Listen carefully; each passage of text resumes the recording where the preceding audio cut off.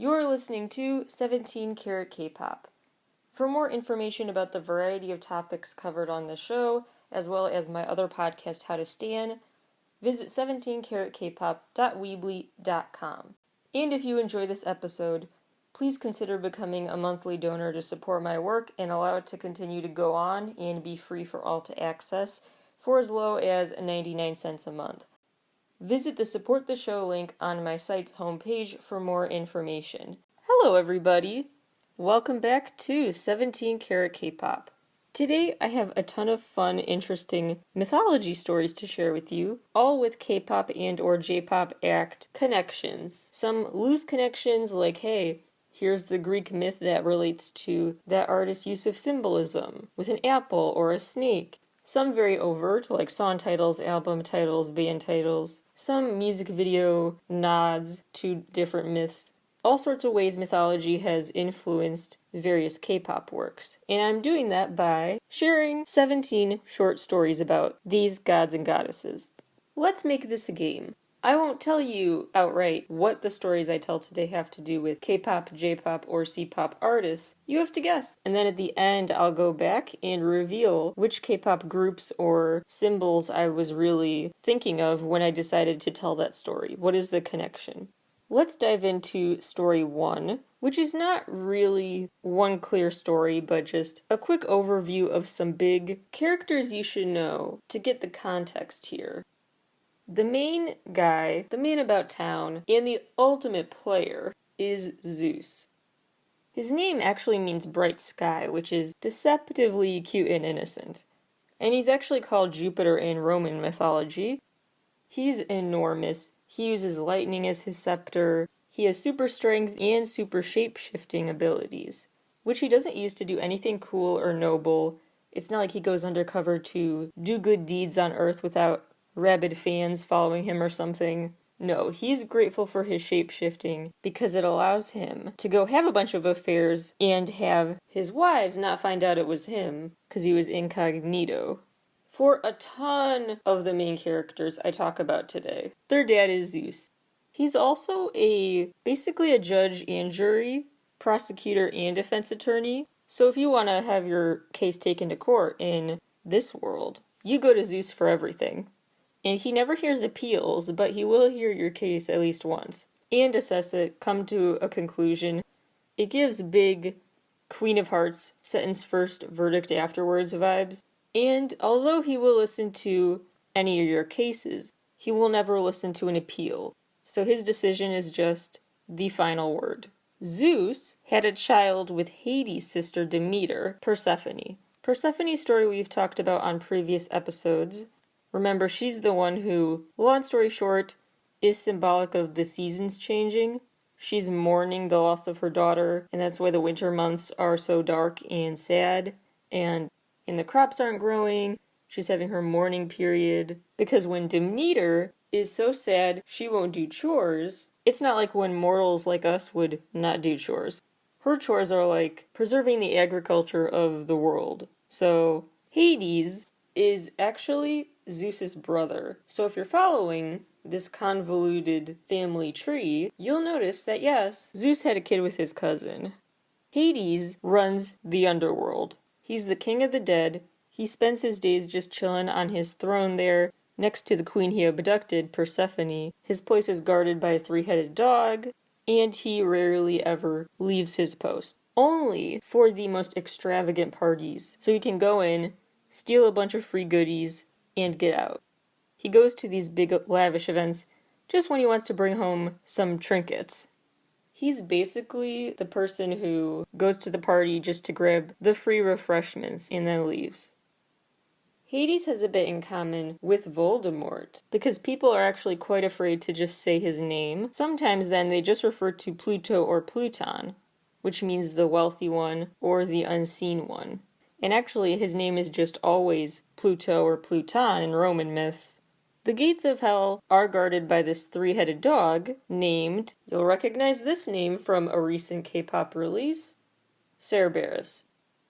Prometheus is this guy who saw how awfully Zeus treated mortals, and so he stole fire, literally stole his fire, to give to the humans. So he's punished by Long story short, different characters try to convince each other. One thing leads to another. It's basically a telephone game of death to see who should chain him up to a rock as punishment. Anyway, one of the people in that story is Kratos, who is brothers with Zelos. Kratos embodies brute strength, and Zelos is the god of jealousy and rivalry. With me so far? So we've got Zeus running the show, but Hades runs the show in the underworld with his mourning wife Persephone. Then you've got brothers Zelos and Kratos. Lastly, Hera. You're going to hear a lot about Hera. Just like you'll hear throughout these stories that turns out the main character's dad is Zeus, you're also going to hear constantly that Hera was the one who sought revenge.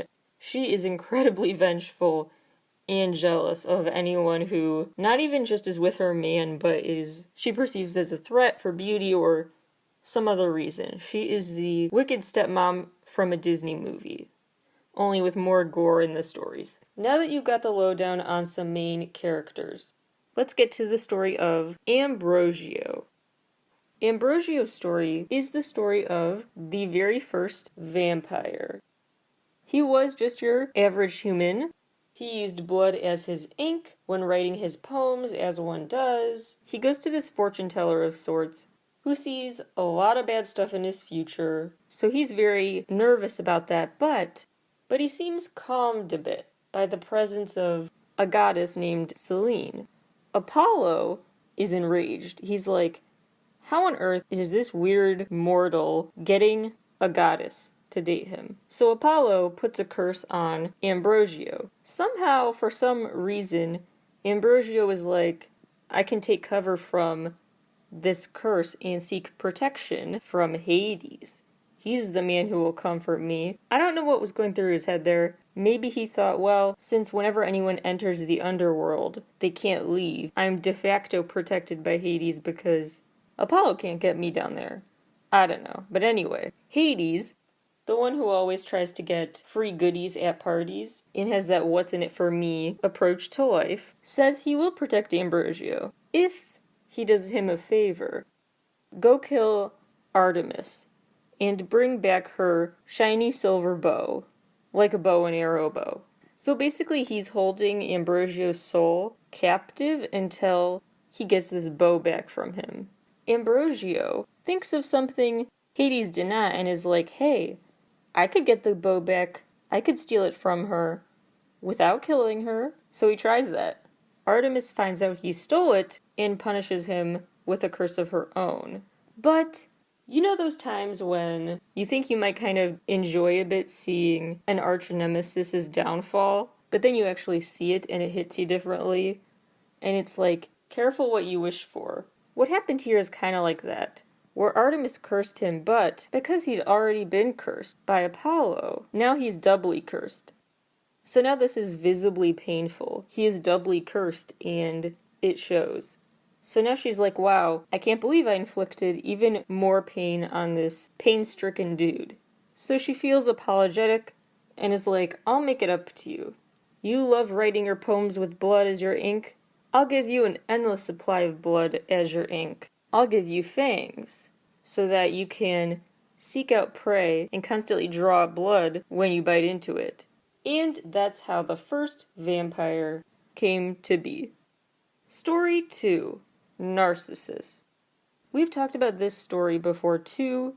This is the one I always crack up over telling because imagine you're dating someone who you see as the ultimate love of your life. Then one day, you're shocked to find out, OMG, I've just been dating myself the whole time, looking at my reflection. That's wild. But that's what happened here. He fell in love with himself. And what's extra funny is this other character, Echo, has been cursed and can't talk for herself. So all she can do is echo back whatever people by her have said. When Narcissus is obsessed with his reflection, but he doesn't fall in love with her because he views her as just too boring. Which is extra funny because Narcissus seemingly fell in love with himself, but he can't stand to hear himself talk apparently, because his words are echoing back at him, and he finds the echo boring, apparently. Anyway, he gets turned into a flower, so he has to be careful what he wishes for, and now can stare at his reflection in the river for eternity. Number 3, the Apple of Discord.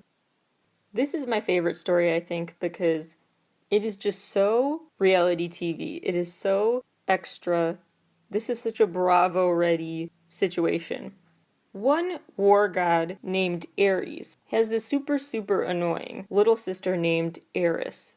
Eris tags along with him on his chariot rides and is just super gleeful over the scenes of violence they ride past. She's viewed as just so unpopular and annoying, and is also characterized as super ugly. So Eris is not invited to what's being billed as the most elaborate, wonderful wedding party for Peleus and Thetis. And one of the morals here has got to be that never underestimate the anger of a little sister. She seeks revenge on the party she was not invited to by causing chaos as sisters do. There's a golden apple on the banquet table there, and she steals it to write "to the fairest" on it.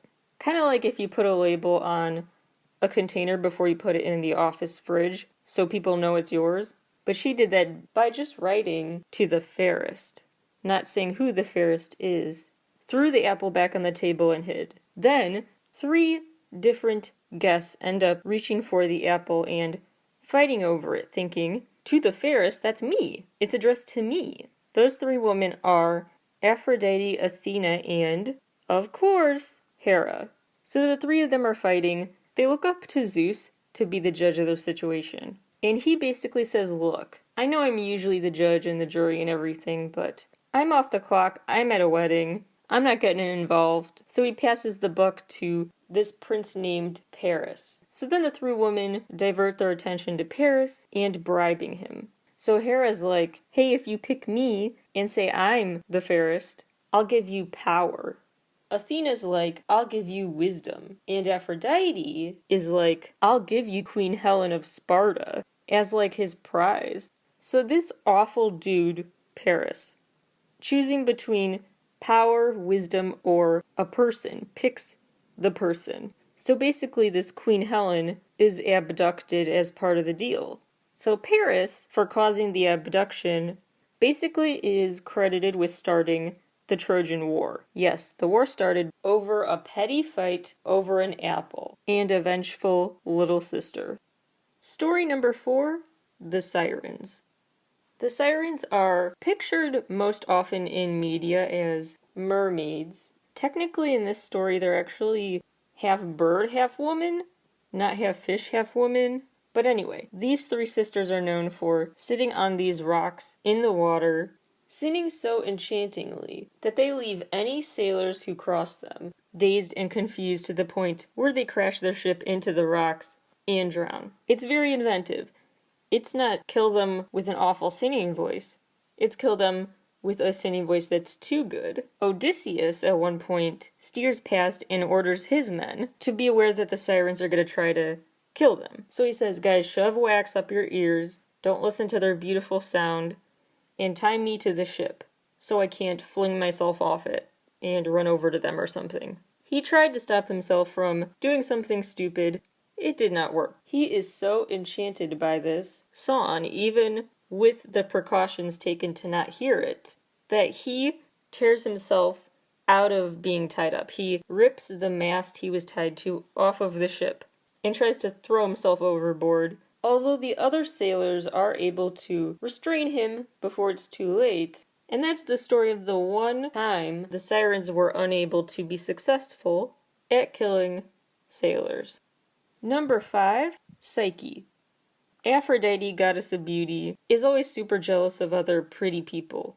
And Psyche is gorgeous. So she sends her son, Eros, to go pierce this beautiful woman with one of his arrows. So he dutifully goes to do that, but he misses. So while he's there, he ends up actually falling in love with Psyche. And Psyche is able to very easily overlook the fact he just tried to kill her, and they are happy in love. This is the period in the Greek myth timeline, where it officially was the rule of the road that you're not allowed as a god or goddess to marry a mortal, unless the god or goddess stays invisible. So Psyche could never actually see her husband. So one day after she settled into married life, she invites her sisters over, and the conversation is just your typical joking conversation among sisters, and they're kind of just teasing her and making fun of the situation and putting doubts into her head, though, jokingly, but still provoking nagging suspicions and doubts in Psyche, saying maybe he's not showing his face because he's really ugly, maybe he actually doesn't like you or want to see you, stuff like that. So it really weighs on her, and one night after that talk, she can't take the suspense anymore. She lights a candle and goes to see what her husband looks like while he's sleeping. When she does that, she broke the rule, so everything disappears. He disappears, the castle disappears, and the story basically ends where Psyche is known now to spend her days wandering the woods. In some tellings of this story, Aphrodite is said to have actually punished Psyche by turning her into an owl. And that's why owls say, "Who? Who?" Because she's questioning who she really loves. So now her life's work is basically spent swooping into rooms and whispering advice to women in her shoes. So when they're having conversations, like the one she had with her sisters, she will whisper things like, "Don't do it, girl. Don't marry this person. Not right for you. It's a trap." Seemingly, I think she's really trying to help, but doesn't realize the particular situation that got her into this mess. She's warning them off of marriage and certain crushes, basically to stop them from her fate, but I don't think she really registers why they're not going to have the same fate if they know the rule about not looking at their immortal lovers. But anyway. Number 6, Icarus. Although I want to actually spend more time on the story of Icarus, a different character with, I would argue, a more fun story, a funny one, in a dark way. And we have talked about Icarus on the show before. Remember, he's the one who, to escape a labyrinth, was given wings, but they were made of wax, melted when he flew too close to the sun. It's kind of a metaphor of don't get on your high horse to the point where you get carried away, your ego gets the best of you, and you suddenly face consequences you could have realized were on the horizon if you would stop to be humble about it. Now, as for Icarus, he went with his daughter, and actually, they were the first people to welcome Dionysus to Attica when he arrived. So to thank them, Dionysus, the god of wine, taught him his winemaking hacks, all the ways to make and talk about wine. So Icarus spent his days teaching the townspeople too, and he would go around town teaching the tricks of the trade that Dionysus had taught him. The dark, tragic humor of it all is that the townspeople got drunk for the first time, and because they'd never been drunk before, they didn't understand what was happening, that sense of letting go of their inhibitions. They did not know what was going on. It was such a foreign feeling to them. So they thought, oh my gosh, he just tricked us and poisoned us. So this angry mob teamed up and killed Icarus. Icarus' daughter's dog actually sniffed out and found his dead body. So the moral of the story is the dog saved the day and is a very good boy. And he was given a star called Sirius by Dionysus as a reward for sniffing out the body. Meanwhile, Dionysus wants to punish this murderous mob, and so he started a drought. And he made Icarus a constellation next to the dog Sirius. More on Dionysus. He is also the god of things like prosperity and ecstasy. And he's basically, his role is not just about the actual literal wine, but the actual just abstract concepts of letting go of your inhibitions, reaching this new level of I don't care what people think, I'm not going to care about my surroundings, I'm just basking in this moment without worrying about judgment. And allowing people to reach those new highs emotionally is what he is most admired for. And he really does have quite the posse of admirers who follow him everywhere. He has groupies. There are tons of stories I could share about Dionysus. There was the time he was kidnapped by pirates who mistook him for this prince. There is the time he got sewed onto Zeus's leg.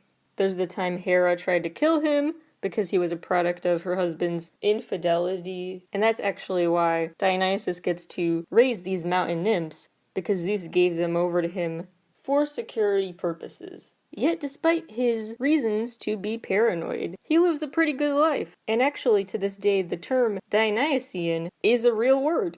It refers to the spontaneous and emotional parts of human nature. Some hymns are actually called dithyrambs, a fun word referring to a very specific type of poetry, named in Dionysus's honor. Number 8. Medusa. Medusa is one of the 3 Gorgons, a group of sisters who were once all beautiful. Medusa is the youngest of them. Again, I guess the theme here is little sisters that stir up trouble. So Medusa hooked up with Poseidon, and Athena got real jealous. And so Athena was so jealous she turned Medusa into the ugliest person imaginable, with all the snakes for hair and things like that. There's an episode of SpongeBob where Patrick says he can cheer SpongeBob up with a story called The Ugly Barnacle, and he says, "Once there was an ugly barnacle. He was so ugly, everyone died. The end." It did not cheer SpongeBob up. That's kind of what happened here. Medusa was turned so ugly, people would stare at her and basically become petrified if they didn't just die. And when Medusa's sisters protested what Athena did, Athena turned them ugly too. Poseidon, the person Medusa had an affair with, later on actually just cut off her head, and was the one who would use it as a weapon, turning his enemies into stone by shoving her head in their line of sight. I would love a Bravo-style reality show just about the period of time they were dating. What led to the head getting cut off? Quite the roller coaster they went on. Number 9, Python. When Hera found out about yet another woman, Leto, who was going to give birth to Zeus's kids, she sought revenge with Python, unleashing a giant snake at her. Zeus helped protect his wife, got her into a safe place to give birth, and she gave birth to Apollo and Artemis safely. When Apollo grew up, the protective island he was born on became a sacred place to him. And eventually he actually killed Python himself with his golden arrows. There is a really interesting scientific angle here too, because Python means rot in Greek, and rotten stuff like mold breeds in the dark. So for Apollo to kill Python with a golden arrow, a beam of light, feels very fitting and scientifically accurate. The temples that Apollo, when he grew up, built in this area became the first known hospitals. And the very first prescription given in a hospital was then called hydrotherapy, aka bathing. I wonder if all the celebs these days know about that. Number 10, Pandora's Box. Zeus, this weird player dude that he is, was probably bouncing back and forth between girls, so he probably forgot about Pandora's wedding. And that's why he gave her just a box, because he had no time to decide what else to get her. I don't know. But anyway, he gave her a box as a wedding gift. And he said, but don't open it ever. Yeah, he's awful. One day, Pandora couldn't help herself, did open the box, and unleashed a bunch of curses, irreversibly. To this day, you may hear the phrase, "you opened up Pandora's box," referring to you just unleashed a series of bad events. Number 11, Artemis. Artemis is actually called Diana in Roman mythology. She's the goddess of childbirth and hunting and nature and a bunch of stuff. And the moon, she's the one with the fancy silver arrows. She rides a silver chariot. She also has the power to control the tides. She's pretty cool. My favorite thing is when this peeping Tom she caught got turned into a stag. She doesn't mess around. She also is not afraid to severely punish those who kill more animals than what they can eat. Wild animals are sacred to her. She also is like a fairy godmother of sorts, in some storytellings at least. She's basically the person who helps young lovers go have their hidden meetups. She'll provide a shadow for them to hide in, or she'll make up a hiding space for them. Artemis will provide the protection they need to keep meeting up without getting caught. Number 12, Iris. The rainbow goddess and peacemaker. She is the assistant, basically, of Hera. tending to all of her needs and instructions. But one day, she made history by becoming the first person to ever get Hera to shut up, to stop scolding mid-scold. Her energy is that pure. Her nature is that sweet and lovable and empathy-inducing. It's kind of like Puss in Boots in Shrek, the big-eyed stare. When she turns on that charm, it was enough to wilt even the toughness of Hera. Number 13, Ajax. He is one of the most powerful warriors, and he uses the whole mast of a ship as his sphere in combat. He feels really slighted, though, by Odysseus, because Odysseus was like, "Hey, Achilles, you have this cool set of golden armor. You should let a noble and impressive fighter borrow it." And they were like, "Great idea. Let's give the armor to Patroclus." And Ajax basically went out of his mind with jealousy and annoyance. Number 14, Aphrodite. Goddess of love and beauty, known as Venus in Roman mythology. She was actually literally born out of murder. Long story short, Cronus killed his dad Uranus, threw him into the sea, and then somehow the blood of Uranus drifted into the sun. I guess it evaporated, and it turned into foam that gave birth to Aphrodite. And Aphrodite literally means foam born. So she was born out of murder and never had any parents. She would be a very interesting reality show character too, because she keeps having affairs and is forgiven by her husband. She has a ton of kids with different dads. One of them is Zeus, of course. And she really made headlines. She decided to marry this guy who everyone considers the ugliest among them. They think that he is just way below her league. Number 15, 9 Muses.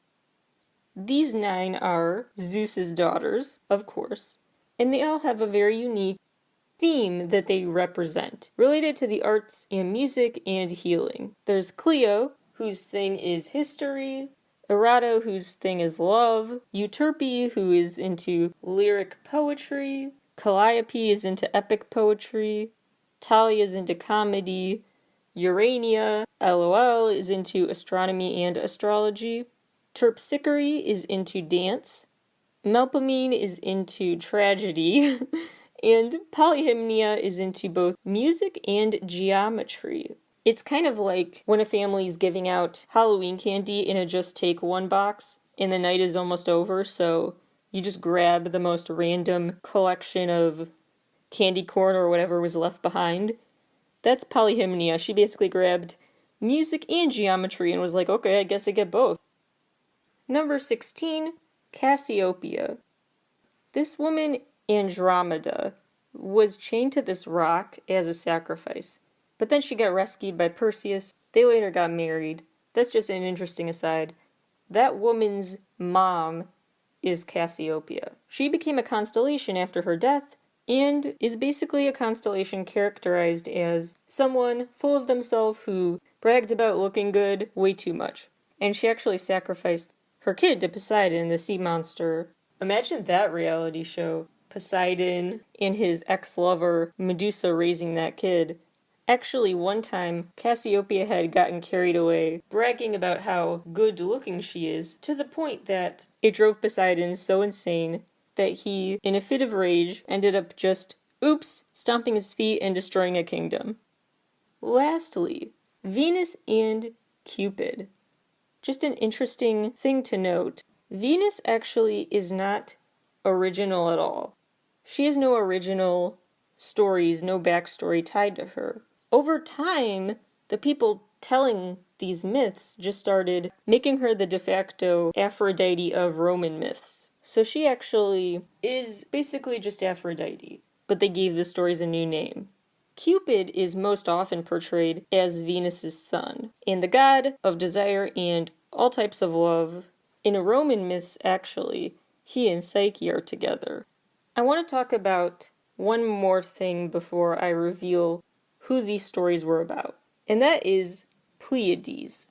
Pleiades is this constellation of 7 daughters of Titan. The backstory varies about how they became a constellation, One theory is that Zeus turned them into stars so that this creepy dude Orion could stop pursuing them, but then Orion just turned into a star, I guess, so he could still pursue them. Each individual daughter actually could have her own side story here. You've got Electra, who is mourning Troy. Then there's Merope, who is so ashamed that she fell in love with a mortal.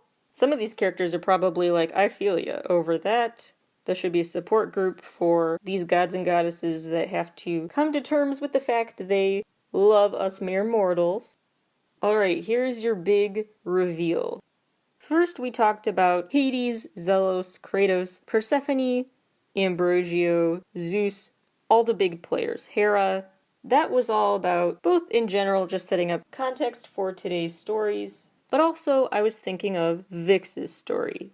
In their music video universe, Leo is often seen as the character in the band associated with Ambrosio. Ravi might be Hades because he just kind of wears the crown and sits on a throne dramatically. You got the River of Styx referenced and all this other stuff we've already talked about in the Vix dedicated episode of the show.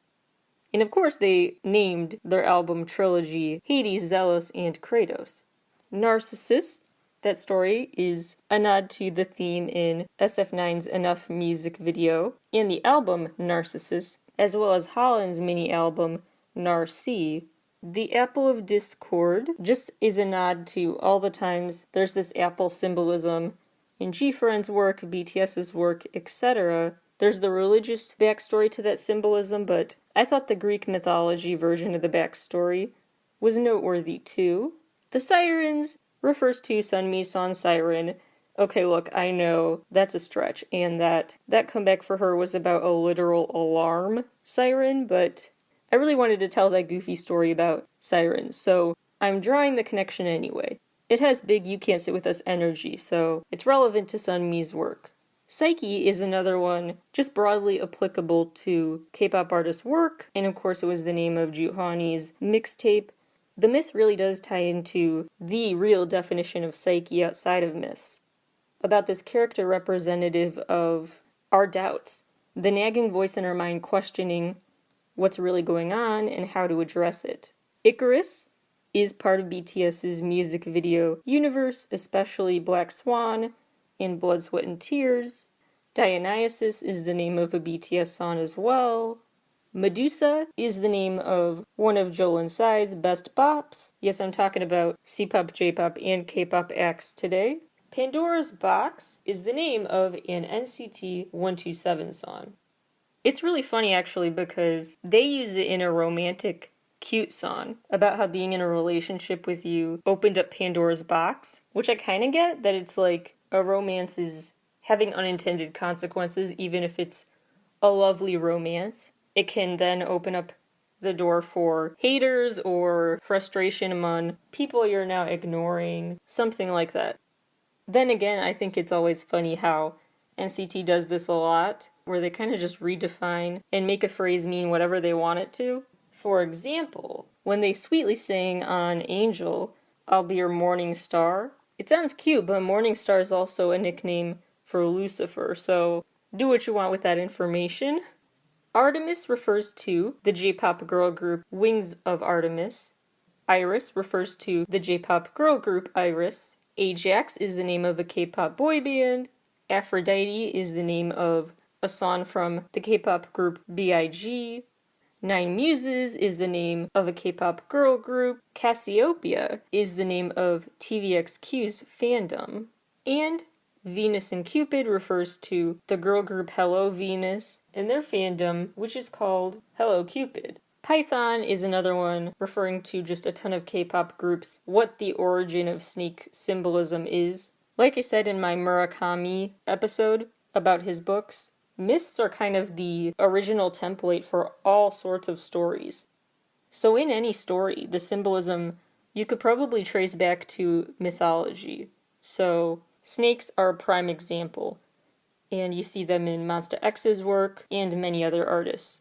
Then there is Pleiades, the constellation of 7 characters who each kind of have their own subplot, you could say. That is just something I think BTS might be nodding to, because the number 7 and each of the 7 members' individual stories in their music video universe are really important.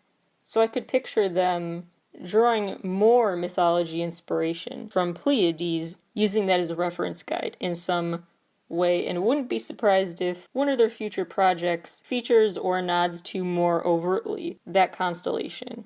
I have a lot more mythology stories I could share today. Like I said, myths are kind of the root of all symbolic origin stories, so maybe we will have a part 2 someday. But that is all for today's episode. If you like the show, please rate and review it wherever you listen and subscribe. Thank you all as always for listening to my show, and I will talk to you all again very, very soon.